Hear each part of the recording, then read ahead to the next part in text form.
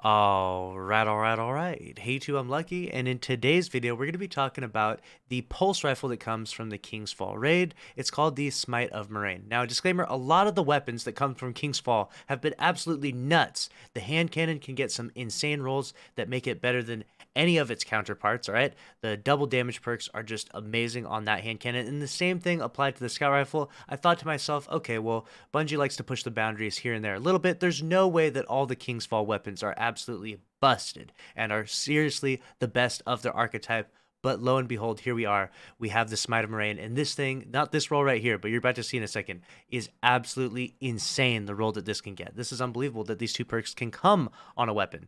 So best of luck to you out there in grinding this. I simply pulled this one up because it has Adrenaline Junkie and Demo, which is a pretty cool roll if you're trying to use a variety of different grenade builds in the game. Notice on this one that the second powerful perk is One for All. Now that is hitting 3 separate targets, gives you a 35% damage buff. One of the strongest buffs that you can possibly get for a primary armor weapon when you're trying to clear ads. One of the better perk options, especially in challenging endgame content, because in stuff like Grandmasters, it can be hard to kill enemies, but this 35% damage buff helps, and it's easier to just hit 3 different targets and get this buff. Very easier to proc than keeping up something like Rampage, where you have to continuously kill enemies and you have that short time window. So One for All is a really, really good perk in endgame primary ammo weapons, and we got One for All in this. And now look what's in the other slot. We have Focus Fury and Firefly on this one. So that would mean that there is potential that you could get a Focus Fury and One for All roll of this pulse rifle. So Focus Fury does 20% more damage after a bunch of precision hits, and so you would combine Focus Fury, the 20% damage, plus the 35% damage from One for All.